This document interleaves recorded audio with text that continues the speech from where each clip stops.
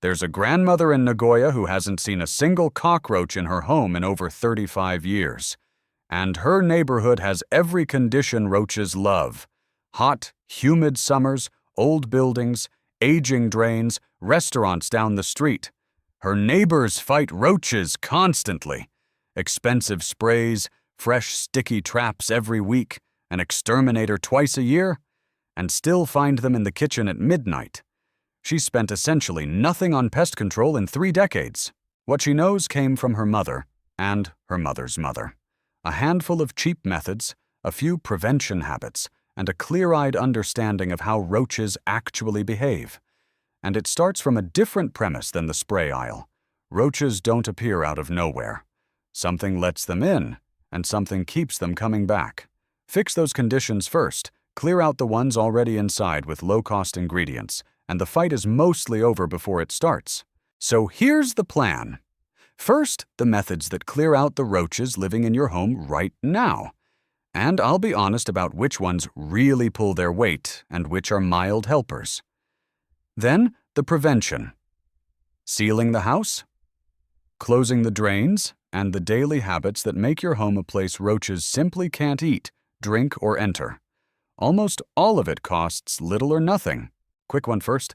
Tell me in the comments if you've been dealing with roaches and what you've tried so far. Sprays, traps, and exterminator? And did it actually hold? Let me start with the method that actually does the most work, because I'd rather you reach for the reliable one first. Boric acid and powdered sugar.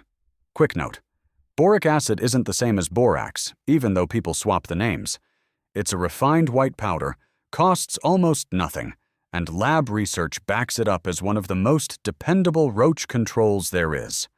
The sugar draws them in, the boric acid clings to their legs and antennae, and because roaches groom constantly, they swallow it. Inside, it wrecks their digestion, and they die in a few days. And here's the part that clears a nest. A dead roach gets eaten by others, which are now carrying the boric acid too, so it moves through the colony. Mix 3 parts boric acid to 1 part powdered sugar, sift it light and even, and lay tiny lines in the places people never look: behind the fridge, inside the under-sink cabinet, along the back of the pantry, the gap where the dishwasher meets the floor. The amount is so small you can barely see it. Roaches will still find it. Check the lines every few days.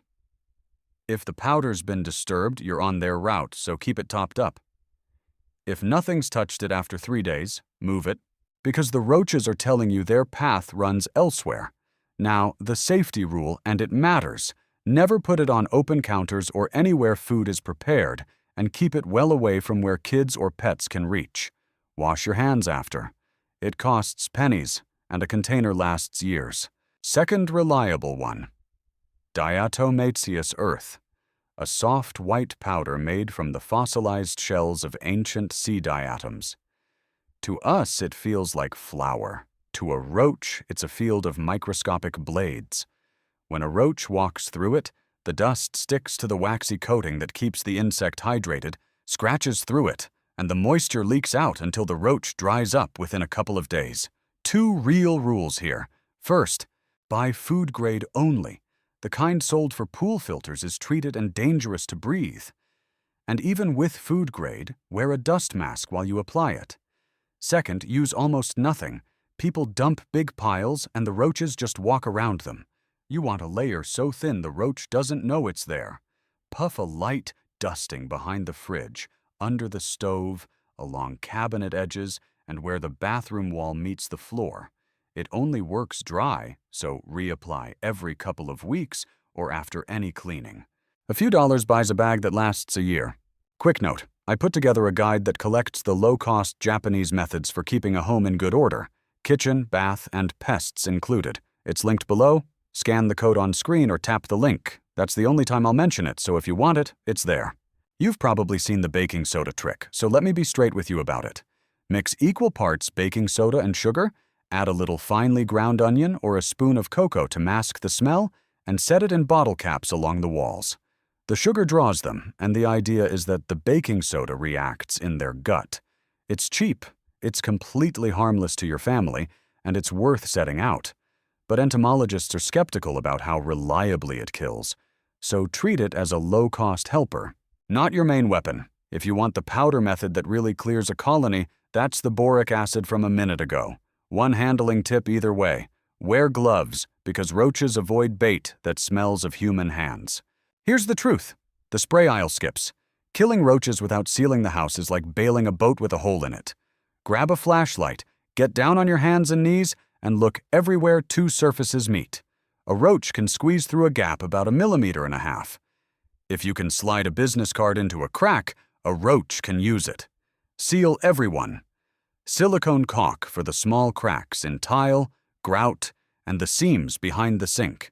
For bigger holes, especially where pipes enter the wall, pack the space tight with steel wool first, then caulk over it. Roaches can't chew through steel wool or squeeze past it. Pay special attention to behind the dishwasher, the fridge water line, the undersink openings where the drain disappears into the wall, and where the toilet meets the floor.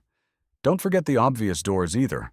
A worn gap under an exterior door or a torn window screen is an open invitation, and a cheap door sweep or a patch of screen mesh closes it for good. It's a tube of caulk, a pad of steel wool, and maybe a door sweep. And unlike a spray, a sealed gap stays sealed. The entry point almost nobody seals is the drains. Every drain connects to a warm, dark, wet pipe, a perfect roach highway. And at night, when the drains sit unused, roaches climb up through the trap and walk straight into your kitchen. The fix costs almost nothing. Every night before bed, press a flat rubber stopper into each sink and tub. That alone shuts the door. Then, once a month, pour half a cup of baking soda down each drain, follow it with half a cup of white vinegar, let it foam about 10 minutes, and flush with boiling water.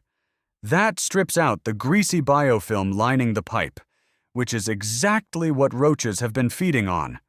A drain that offers no food and no opening is a drain roaches stop using. Now the repellents?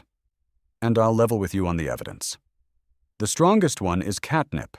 Iowa State University researchers found its compound, nipetolactone, is a genuinely effective cockroach repellent, more so than many commercial options. Stuff a little dried catnip into small cloth pouches and tuck them into drawers and behind appliances. Just know it may also interest the neighborhood cats. Bay leaves in the cupboards and cotton balls dabbed with peppermint or tea tree oil in the corners are popular too. Some households swear by them, though the evidence is thinner, so treat these as a mild backup, not a cure. And one safety point the originals always skip: tea tree and many essential oils are toxic to cats and dogs, so keep oil-soaked cotton balls well out of any pet's reach, and lean on peppermint over tea tree if you have animals. Cucumber peel gets mentioned a lot as well. Cheap to try, but don't count on it.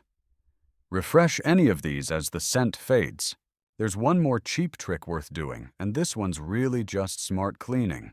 Roaches lay down chemical scent trails.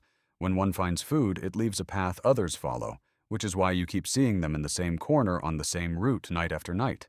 A simple spray of equal parts white vinegar and water, wiped along the baseboards, under the fridge, and across the back of any cabinet where you've seen activity, lifts the grease those trails ride on and erases the map.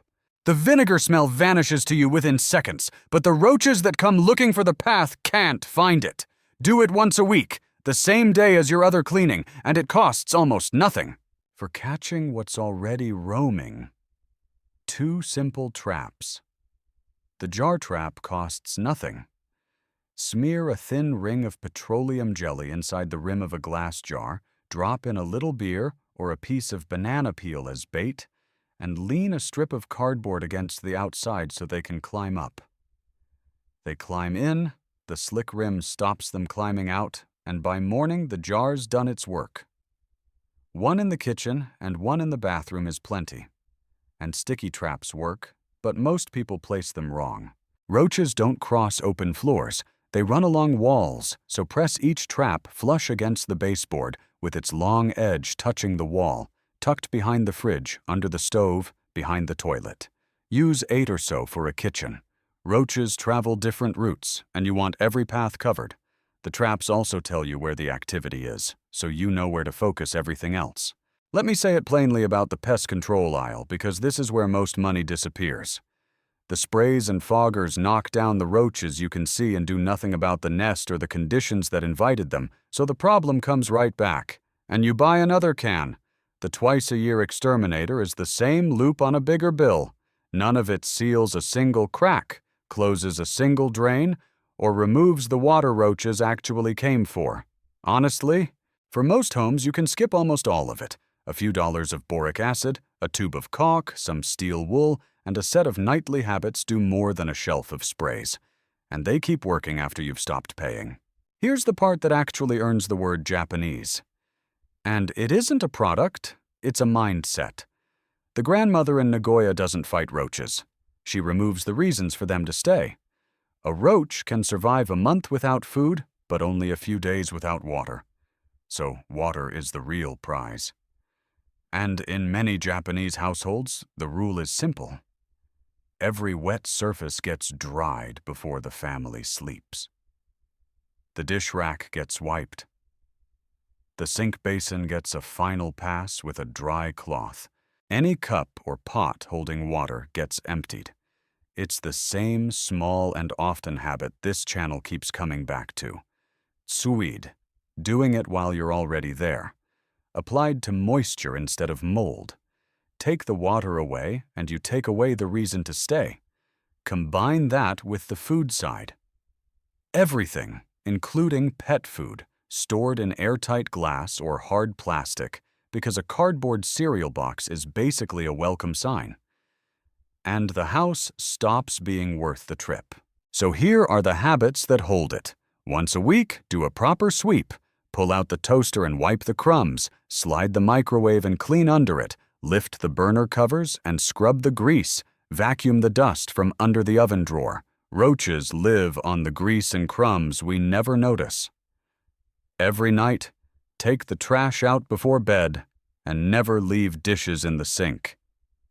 Not even one cup with a sugar ring at the bottom. And wipe the sink and counter dry. Once a week, check under the sink for slow drips. A fitting, losing a drop every few minutes leaves a puddle. A roach returns to nightly. Fix the drip or fold a paper towel under it and swap it daily until you can. Remember the ratio that makes this work. A roach can last a month without food, but only a few days without water. So a wet sponge on the counter, a dripping tap, or a puddle behind the toilet is a stronger draw than any crumb. Dry surfaces do quiet, constant work that no spray can match. And once a month, walk the house with that flashlight again, because buildings shift and new gaps open. Roaches are patient, and they keep probing for one way back in. Let's talk money. Boric acid, a few dollars for years of use. Food-grade diatomaceous earth, a few dollars a year. Caulk and steel wool under 10. Bay leaves, baking soda, vinegar. Pennies you already have. Call the whole kit $15 or $20, most of it lasting a year or more. Set that against weekly sticky trap refills, a steady habit of spray cans, and an Exterminator twice a year that can run into the hundreds. On a problem that keeps coming back. The math isn't close, and the gap widens every month you're not buying another can. One honest note. This system handles the ordinary household problem, and it handles it well, but if you're seeing roaches in daylight, or the numbers keep climbing no matter what you do, that can mean a heavy infestation, or one shared through the walls of an apartment building, where your unit isn't even the source. In that case, a professional is the right call, and there's no shame in it. Pair their treatment with the ceiling and the habits here, so it doesn't come back once they leave. The deeper lesson here isn't really about roaches.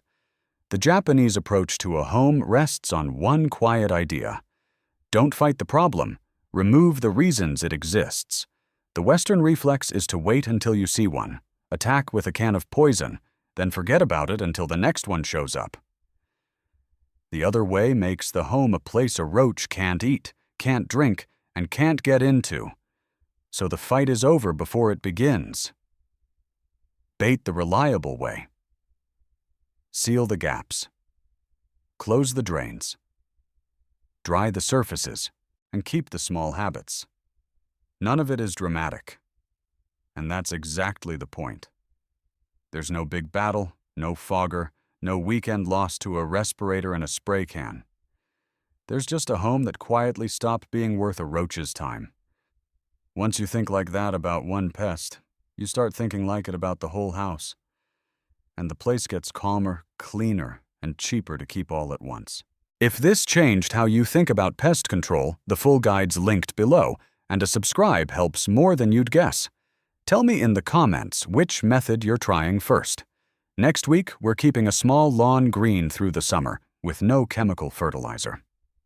Turn your notifications on so you don't miss it. See you then.